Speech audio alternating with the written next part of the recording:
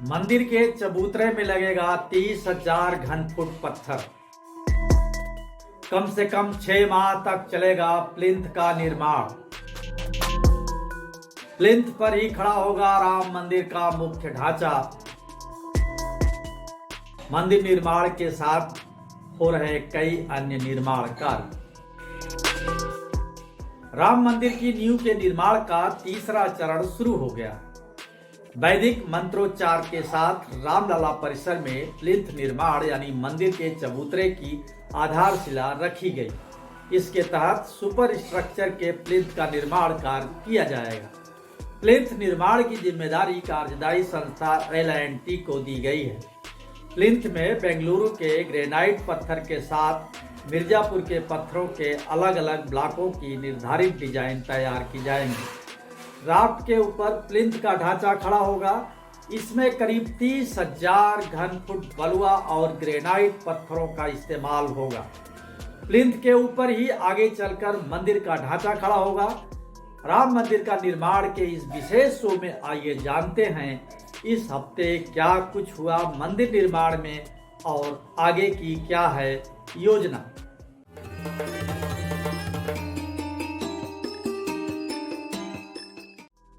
6 माह तक चलेगा प्लिंथ निर्माण का काम। प्लिंथ का निर्माण कार्य करीब 6 माह तक चलेगा। राम मंदिर मॉडल के आर्किटेक्ट निखिल भाई सोमपुरा के अनुसार राफ्ट निर्माण के बाद प्लिंथ निर्माण का काम पूरा हो जाएगा।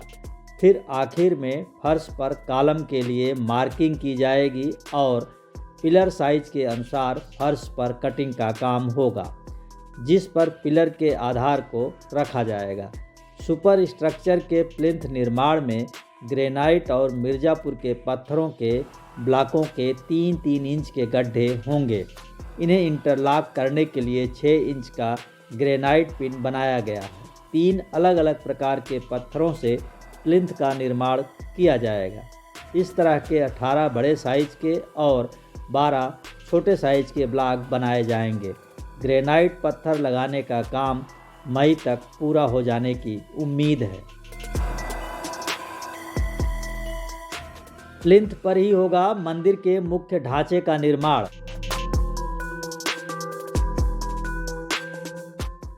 मंदिर के निर्माण कार्य के पहले 2 चरणों में नींव की खुदाई और राफ्ट का काम हुआ। तीसरे चरण में प्लिंथ यानी चबूतरे का निर्माण कार्य किया जा रहा है। 24 जनवरी को ग्रेनाइट पत्थर के साथ शुरू हुए प्लिंथ के निर्माण कार्य में मंदिर भवन के लिए आधार का काम करने वाले चबूतरे पर मंदिर के मुख्य ढांचे का निर्माण किया जाएगा। प्लिंथ के निर्माण में 5 फुट, 2.5 फुट और 3 फुट आकार के करीब 17,000 ग्रेनाइट पत्थरों का उपयोग किया जाएगा। हर ऐसे पत्थर का वजन करीब 2.5 टन होगा। प्लिंथ का काम पूरा होने के बाद मंदिर के मुख्य ढांचे का वास्तविक निर्माण कार्य शुरू होगा। लार्सन एंड टूब्रो कंपनी मंदिर का निर्माण कार्य कर रहा है और टाटा कंसल्टिंग इंजीनियर्स इसमें उसकी मदद कर रही है। 5 कार्यशालाओं में हो रहा है पत्थर की तराशी का काम।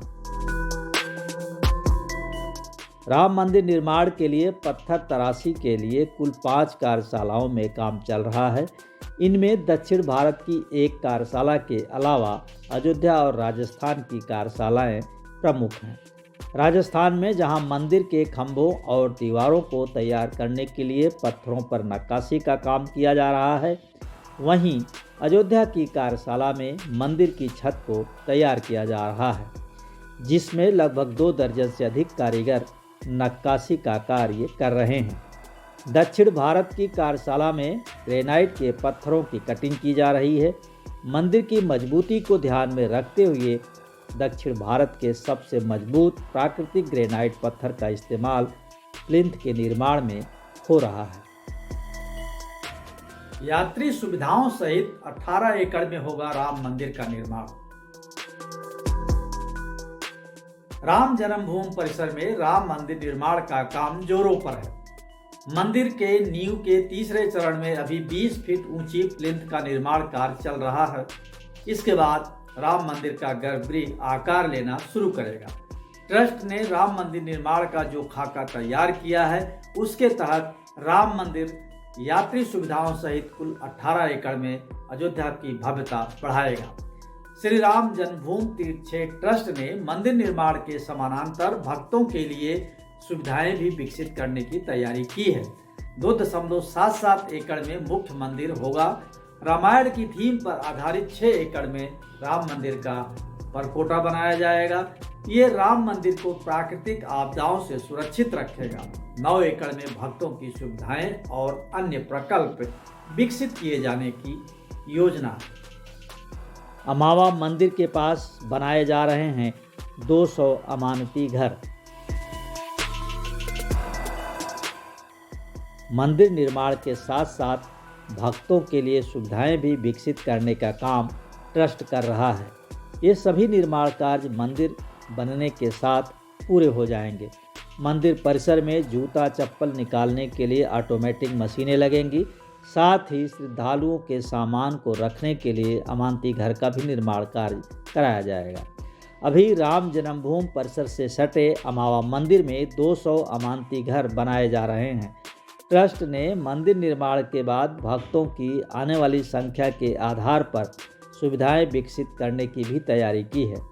मंदिर परिसर में बहुत जल्द ही गौशाला, रसोई घर, यात्री निवास, म्यूजियम आदि का निर्माण शुरू कर दिया जाएगा। राम जन्मभूमि दर्शन मार्ग पर रामनवमी से पहले LED लगाने की भी तैयारी है। भक्तों के लिए बन रहा नया राम जन्मभूमि दर्शन मार्ग। रामलला के दर्शनार्थियों की भीड़ को देखते हुए मंदिर तक पहुंचने के लिए कई नए रास्तों का निर्माण भी किया जा रहा है। इन दिनों राम जन्मभूमि दर्शन मार्ग का निर्माण कार्य चल रहा है।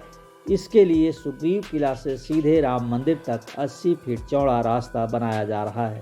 पुराने बस अड्डे का अधिग्रहण करके और कुछ अन्य स्थानों की ज़मीनों से ये रास्ता तैयार हो रहा है। इस रास्ते का संचालन बहुत शीघ्र शुरू कर दिया जाएगा। पुराने बस अड्डे से सीधे राम जन्मभूमि तक करीब 900 मीटर लंबा मार्ग के निर्माण का काम अंतिम चरण में है। ये मार्ग बनने से भक्तों की भीड़ को नियंत्रित करना आसान हो जाएगा। इस मार्ग पर ट्रस्ट द्वारा भक्तों के लिए सुविधाएं भी विकसित की जाएंगी। इस मार्ग का निर्माण भक्ति पथ के नाम से प्रस्तावित है। मार्च 2023 तक गर्भगृह में विराजेंगे रामलला। 5 अगस्त 2020 को प्रधानमंत्री नरेंद्र मोदी ने अयोध्या में राम मंदिर के निर्माण के लिए भूमि पूजन किया था। इसके बाद निर्माण का काम शुरू हुआ। रामलला परिसर के मिट्टी के अध्ययन, परीक्षण और प्रयोगात्मक उत्खनन के बाद मिट्टी की रिपोर्ट हासिल की गई। मंदिर की दीर्घायु सुनिश्चित हो इसके लिए प्राचीन मंदिरों की व्यवस्था की भी जांच की गई। रामलला परिसर में फिलिंग सामग्री वाइब्रो पाइल्स थी। मलबा या फिर जिसको अस्थिर मिट्टी की कहते हैं, उसे 12 मीटर उसकी गहराई थी। लगभग 3 मंजिला मलबा था। तब ट्रस्ट ने 70 लाख क्यूबिक फीट मिट्टी की खुदाई का फैसला लिया। नींव की खुदाई के बाद 15 मार्च 2021 में नींव भराई शुरू हुई। लगभग 12,000 घन फीट मलबा निकाला गया। अब मंदिर की नींव के तीसरे चरण का काम हो रहा है। 2023 के अंत से भक्त भगवान श्री रामलला के दर्शन कर सकेंगे। अयोध्या में पूरे राम मंदिर परिसर का निर्माण साल 2025 तक होने की उम्मीद है।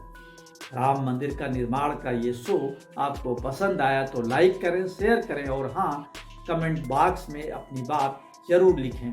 अगले हफ्ते फिर मिलेंगे कुछ और नई जानकारियों के साथ। तब तक के लिए अलविदा। जय श्री राम।